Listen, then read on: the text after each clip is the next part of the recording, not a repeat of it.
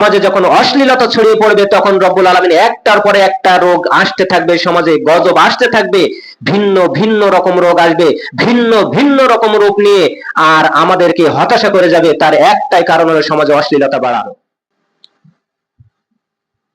এর আগে এই যে এখন করোনা ভাইরাস, এই ভাইরাস সেই ভাইরাস আসছে, বিভিন্ন রকমের রোগ বাড়ায়, ক্যান্সার কিন্তু এখন বর্তমান বেশি।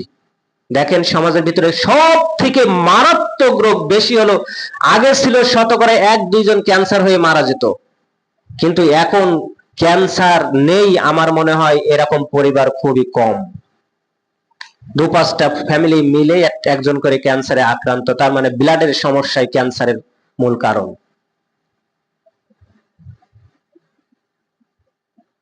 এইটার জন্য দায়ী আমরা নিজেরাই।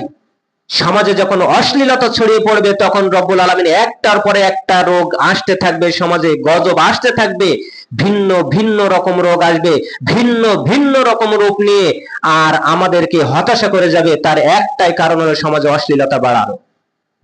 অশ্লীলতা বাড়লে আমরা বুঝতে পারবো, আল্লাহ নিজেই কিন্তু এটা বলে দিয়েছে। এরপরে 2 নম্বর হল, যখন কোন সম্প্রদায় দেখবে ওজনে কম দিবে, কোন সম্প্রদায় যখন ওজনে কম দিবে তখন তাদের জীবনে দুর্ভিক্ষ নেমে আসবে তাদের শাসক বর্গ দ্বারা। যারা শাসক গোষ্ঠী থাকবে তাদের দ্বারা, প্রশাসন দিয়ে, প্রশাসনের যারা লোক থাকবে এদের দিয়ে এই সাধারণ মানুষ নির্যাতিত নিষ্পেষিত থাকবে। এমন ভাবে থাকবে যে এদেরকে এরা যেটা করবে সেইটাই ঠিক, বাদ বাকি আর ঠিক না। যে যার মতন প্রশাসনের লোকেরা মানুষের সাথে, সাধারণ মানুষের সাথে ব্যবহার করবে। এটা বলে গিয়েছে 1450 বছর আগে আল্লাহ নবী সাল্লাল্লাহু আলাইহি সাল্লাম বলে গিয়েছে। বাস্তবতায় খেয়াল করে দেখেন এখন শুভ মিলে যাচ্ছে। কারণের মূল কারণ আমরা, ব্যবসায়ীরা চিন্তা করছে 1 মণ চালের ভিতরে 1 কেজি যদি দিতে পারি বালি অথবা খোয়া, আমাদের ওটাই লাভ। 1 মণ তেলের ভিতরে যদি একটু কোনো কিছু পাইল দিয়ে বেচতে পারি ওটাই আমাদের লাভ। ব্যবসায়ীরা কখনো টাকার চিন্তা করে না, ব্যবসায়ীরা চিন্তা করে পয়সার চিন্তা। ব্যবসায়ীরা পয়সার চিন্তা করে সারা বাংলাদেশ ব্যাপী ছড়িয়ে দেব, কেজিতে যদি আমার 5 পয়সা থাকে সারা বাংলাদেশ কুড়িয়ে দেখেন আপনার কত কোটি টাকা হয়। কিন্তু ওই কত কোটি টাকা, ওই 1 পয়সা 2 পয়সা, আমরা মনে করছি পেট্রোল কিনছি, আমরা ইতিপূর্বে যেই দামে কিনেছি এখন 15 টাকা বেশি, আমরা মনে করছি আমাদের কাছে 15 টাকা, কিন্তু আসলে যারা ব্যবসা করছে তাদের কাছে দেখেন কোটি কোটি টাকা। এটার জন্য আমরাই দায়ী। এরপরে আসছে আরো, আল্লাহ নবী সাল্লাল্লাহু আলাইহি সাল্লাম বলছেন, এই ভেজাল যখন দিবে, ওজনে যখন কম দিবে, তখন তাদের এই প্রশাসনরাই আবার অত্যাচার নির্যাতন জনসাধারণের উপরে বিনা অপরাধে তাদেরকে দণ্ডিত করবে, বিনা অপরাধে তাদেরকে শাস্তি দিবে, বিনা অপরাধে তাদের জেল খাটাবে, বিনা অপরাধে তাদেরকে ফাঁসির মঞ্চ পর্যন্ত নিয়ে যাবে এই প্রশাসনের লোকেরা। তার কারণ সমাজে তখন ভেজাল, ওজনে কম, এই 2টা কাজ হবে। ভেজালও দিবে, ওজনে কম দিবে। এটা বুঝতে আর কোনো মাইক্রোস্কোপ লাগবে না, এটা বুঝতে এতটুকু আনতে হবে, ঈমান আনতে হবে যে আসলেই তাহলে সমাজ আমাদের ভালো না, আমাদের রাষ্ট্রের অবস্থাও কিন্তু ভালো না। এরপরে আল্লাহ নবী সাল্লাল্লাহু আলাইহি সাল্লাম বলছেন, কোন সম্প্রদায়ের মানুষ যদি 2 ধরনের যাকাত না দেয়, এক ধরনের হলো অর্থের যাকাত, আর এক ধরনের উৎপাদন ফসলের যাকাত, এই যাকাত যদি না দেয় তাহলে সেই সমাজে আল্লাহ রাব্বুল আলামিন অনাবৃষ্টি দেয় অথবা অধিক বৃষ্টি দেয়। দেখেন আমাদের বর্তমান হাল হকিকতের অবস্থা, আমাদের ফসল আল্লাহর ফসল, আল্লাহ নিয়েছে, কিন্তু দেখেন আমরা বুঝতে পারছি না। আমরা মনে করছি যে আমাদের ফসলের ক্ষতি হচ্ছে, আকাশে মেঘ করেছে, বৃষ্টি হচ্ছে, আমরা কিছু বুঝতে পারছি না। অথচ ভেবে দেখেন যে আপনার জীবদ্দশায় থেকে কতটা ফসল নষ্ট হয়েছে, আপনার জীবদ্দশায় থেকে কতদিন চাষাবাদ করেছেন, আপনার জীবদ্দশায় থেকে 2.5% এখানে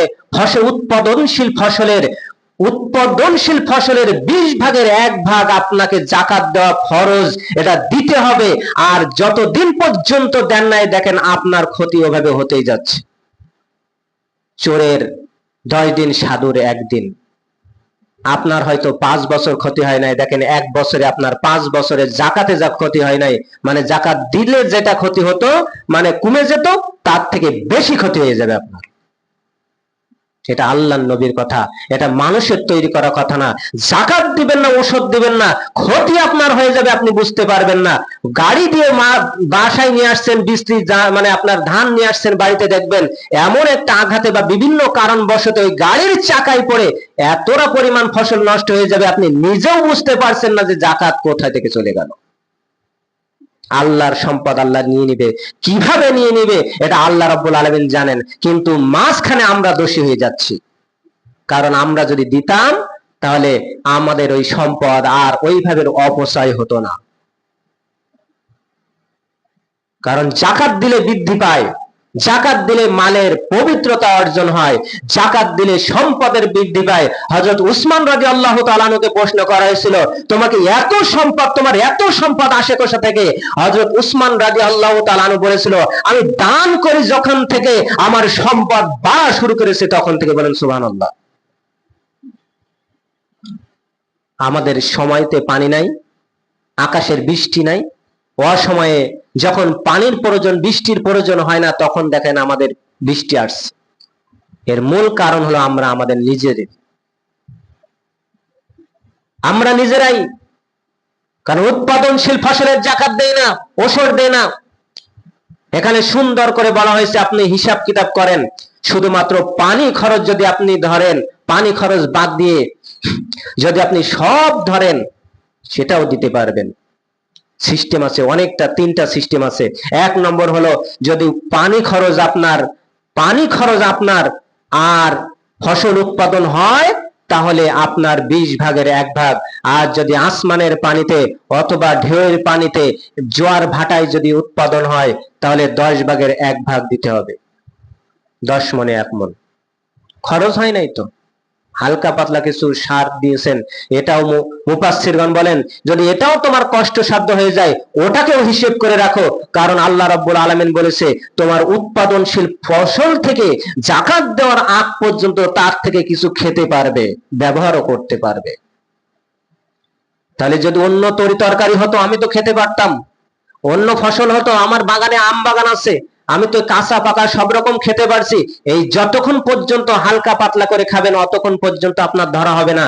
কিন্তু যখনই বেচে দিবেন, যখনই আপনার ফসল একেবারে পরিপক্ক হয়ে যাবে, পরিপক্ক ফসলের জাকাত দিতে হবে। আর আল্লাহ নবী সাল্লাল্লাহু আলাইহি সাল্লাম বলেছেন, ফসল পরিপক্ক হলেই পরে ফসল ভাঙা শুরু করো।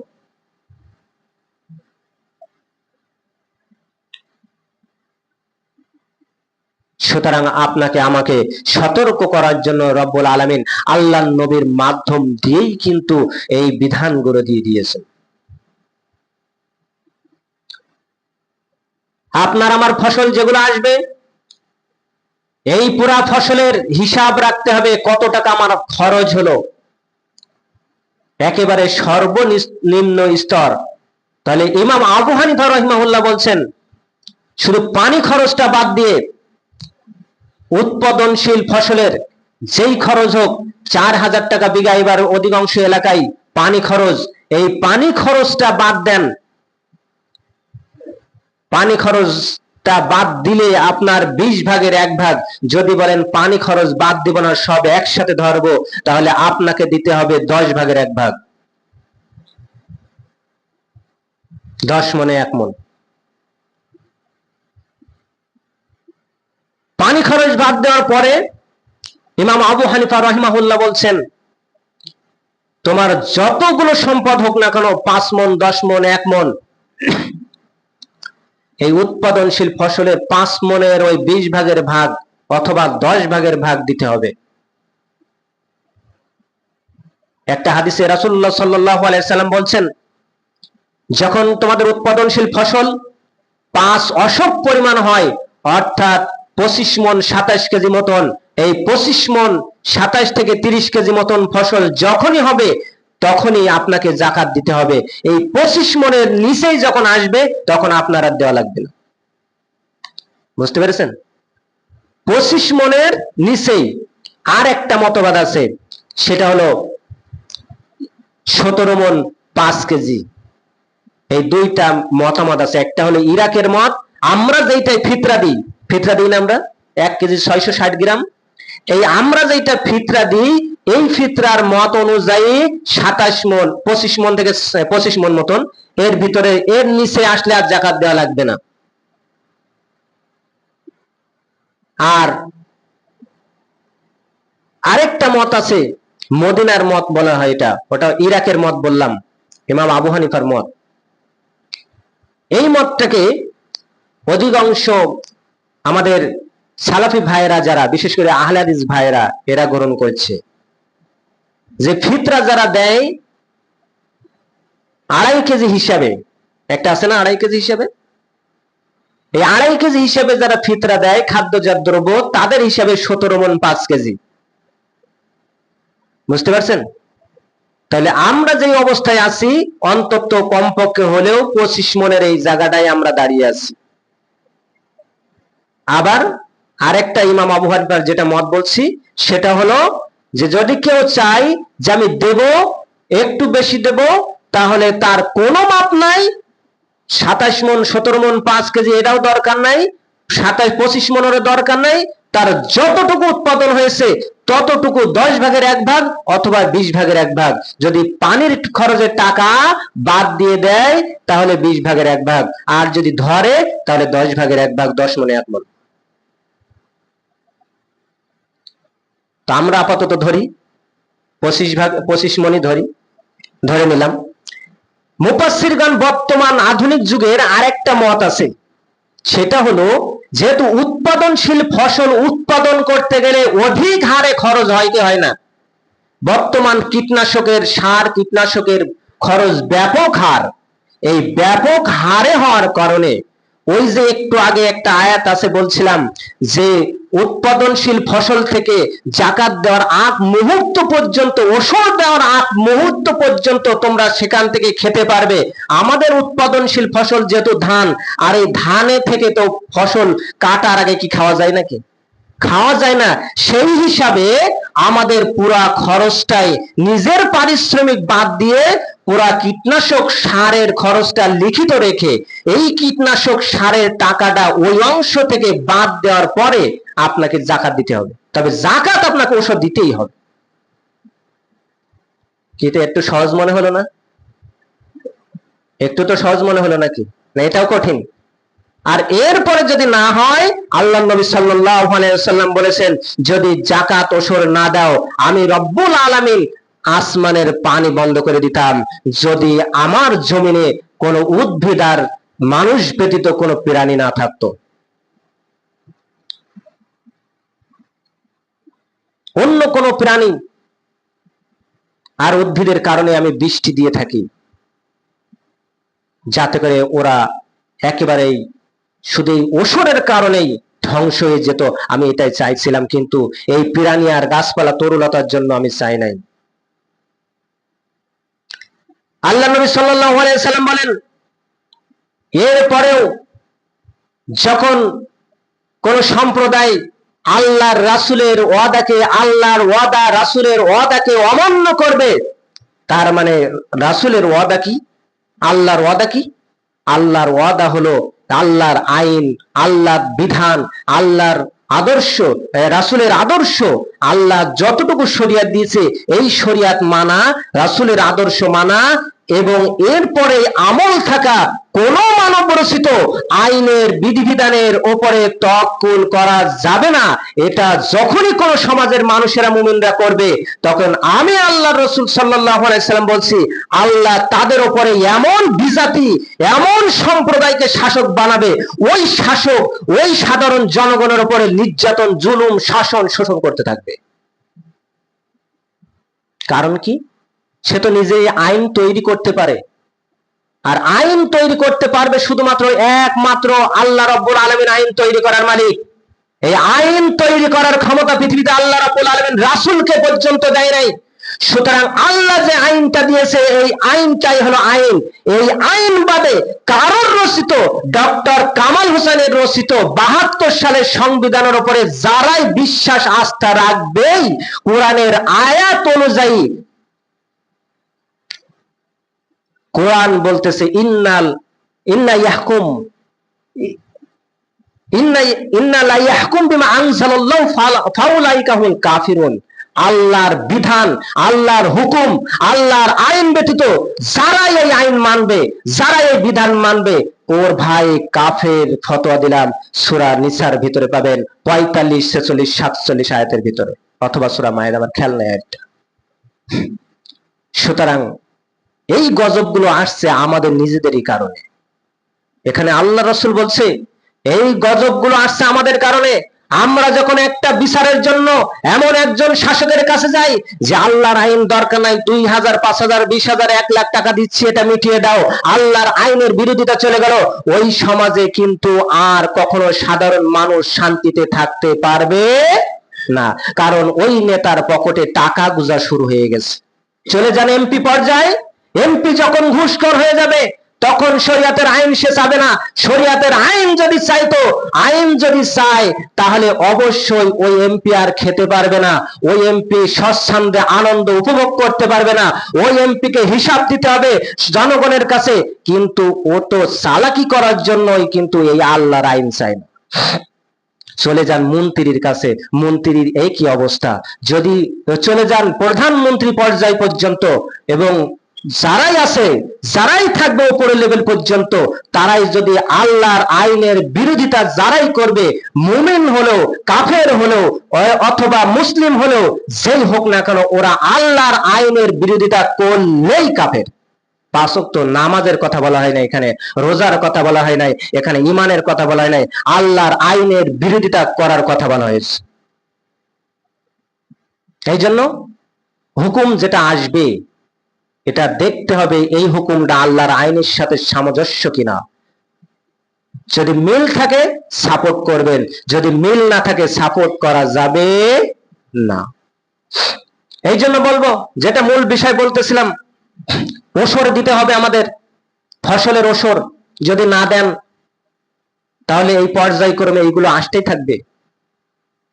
উৎপাদনশীল ফসল আপনার আমরা বাড়ি আনতে পারছি না। আকাশে কেন মেঘ, বুঝতে পারছেন? এখন আকাশে কেন মেঘ বুঝতে পারছেন?